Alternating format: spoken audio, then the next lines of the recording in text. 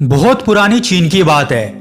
एक बार एक व्यक्ति ने यह तय किया कि उसे इस जीवन की हर मोह माया को त्याग देना है और सन्यासियों वाला जीवन जीना है। वो ये सोचकर अपने गुरु के पास गया कि मुझे सन्यासियों वाला जीवन जीना है। गुरु ने कहा, क्या तू सच में सन्यासी बनना चाहता है? व्यक्ति ने कहा, जी हाँ गुरुदेव। गुरु ने कहा, तो फिर ठीक है, आज के बाद तू मुझसे कभी नहीं मिलेगा। जब जरूरत होगी तो मैं तुझे खुद ही बुला लूंगा। इस आश्रम में 500 से भी ज्यादा सन्यासी हैं, तुझे भी उनकी तरह रहना पड़ेगा। व्यक्ति ने कहा, ठीक है, और ये बोलकर वो एक बंद कमरे में जाकर बैठ जाता है। उसे चावल कूटने का काम दिया जाता है। वो हर रोज 500 से भी ज्यादा सन्यासियों के लिए अकेला चावल कूटता। दिन भर वो चावल को ही कूटता रहता, और जब वो चावल कूटते कूटते थक जाता तो वो वहीं पर ही सो जाता। और दोबारा से जब उसकी आंख खुलती तो वो फिर से चावल को कूटने लग जाता। उसे लगता था कि जब गुरुजी को उसकी आवश्यकता होगी तो वो उसे खुद ही बुला लेंगे, और वो इसी इंतजार में रहा करता था। वो सुबह से शाम तक बस चावल ही कूटता रहता, क्योंकि गुरुजी ने उसे यही करने के लिए कहा था।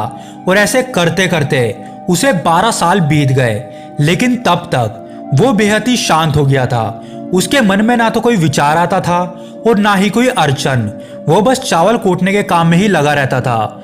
12 सालों में ये उसकी दिनचर्या बन चुकी थी।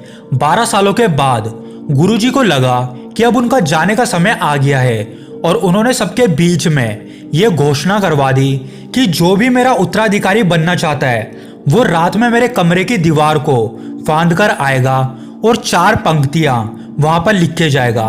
उन पंक्तियों में जीवन को सही तरह से कैसे जीना है यह लिखना होगा।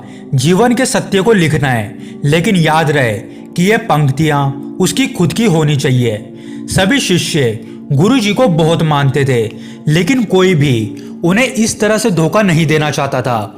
उनके आगे अपने आप को प्रस्तुत करना कोई आसान काम नहीं था। हिम्मत तो सभी शिष्यों में थी, लेकिन कोई भी ये काम नहीं करना चाहता था। लेकिन एक विद्वान शिष्य ने यह काम कर दिखाया। उसने दीवार को फांदा और कमरे की दीवार पर 4 पंक्तियां लिख दी। उसने उन पंक्तियों में लिखा था कि मन एक दर्पण की तरह है, जिसमें अपने आप ही धूल जम जाती है। अगर इस धूल को साफ कर दो तो सत्य का अनुभव हो जाता है। जब सुबह गुरुजी उठे तो उन्होंने देखा कि उनकी दीवार पर 4 पंक्तियां लिखी हुई है। गुरुजी ने कहा कि किस मूर्ख ने मेरी ये दीवार गंदी कर दी, उसको पकड़कर मेरे सामने लाओ।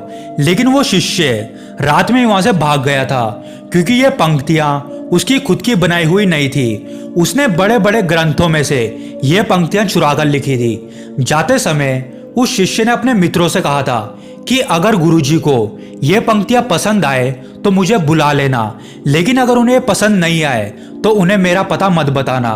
सभी शिष्य सोचने लगे कि इन पंक्तियों में कहाँ कुछ गलत है। मन एक दर्पण की तरह ही तो है, जिसमें धूल जम जाती है। अगर उसे साफ कर दें तो सच दिखने लग जाता है। लगता है गुरुजी कुछ ज्यादा ही सख्त है। देखते हैं कि वो इससे भी ऊंचे विचार कहां से लाते हैं। पूरे आश्रम में यही बातें चल रही थी। उन्हीं में से 4 शिष्य ये बात करते करते उस चावल कूटने वाले के पास से निकले। उन चारों की बातें सुनकर वो जोर जोर से हंसने लगा। उन चारों ने पूछा कि इसमें हंसने की कौन सी बात है? वो बोला कि सही तो कहते हैं गुरुजी कि किस नासमझ ने ये पंक्तियां लिखी है। ये सुनते ही वो चारों शिष्य भड़क जाते हैं और उससे कहते हैं कि तुम्हें क्या पता इसका मतलब?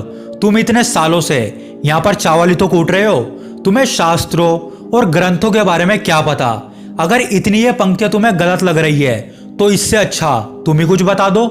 वो व्यक्ति बोला, ठीक है, मैं बता दूंगा, लेकिन इतने सालों से यहाँ पर चावल कूटते कूटते मैं लिखना भूल गया हूँ, इसलिए किसी को लिखना होगा। और हाँ, मुझे उत्तराधिकारी बनने का कोई शौक नहीं है। अगर मुझे उपाधि मिलती है तो मैं कान पकड़ता हूँ और अपने विचार नहीं बताऊंगा। उन चारों शिष्य ने कहा, अरे तू हमें बता, हम लिखते हैं। व्यक्ति ने कहा, लिखो। कैसा दर्पण कैसी धूल, ना कोई दर्पण ना कोई धूल, जो इस सच को देख लेता है वो सत्य को प्राप्त हो जाता है। आधी रात को जब गुरुजी ये पढ़ते हैं तो इसे पढ़ते ही वो उस चावल कूटने वाले के पास जाते हैं और उससे कहते हैं कि अब तू यहां से भाग जा, वरना ये सारे शिष्य मिलकर तुझे मार डालेंगे। तू उत्तराधिकारी बनना चाहे या ना चाहे, लेकिन मैंने तुझे ही अपना उत्तराधिकारी मान लिया है।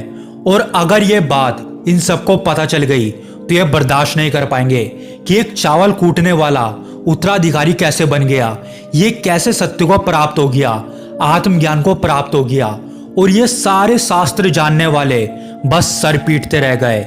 इसलिए तू यहां से कहीं दूर भाग जा। एक बार गौतम बुद्ध ने भी अपने एक शिष्य से कहा था कि जिस दिन तुम्हारे अंदर विचार आना बंद हो जाएंगे उस दिन तुम सत्य का अनुभव करोगे और साथ ही साथ खुद को और इस ब्रह्मांड को भी जान पाओगे। और यही बुद्धत्व प्राप्ति का पहला कदम है। इसलिए दोस्तों, आपके मन में जो भी विचार आए उन्हें दबाने की कोशिश ना करें। फिर चाहे वो विचार अच्छे हों या फिर बुरे हों, बस उन्हें बैठकर बड़े ध्यान से देखना है। थोड़े समय बाद आप ये महसूस करोगे कि आप अपने विचारों पर काबू कर पा रहे हो। फिर आप अपने बीते हुए कल या आने वाले कल की चिंता नहीं करोगे, बस अपने वर्तमान में जियोगे। जो पल आपके पास अभी है उस पर अपना ध्यान केंद्रित करोगे।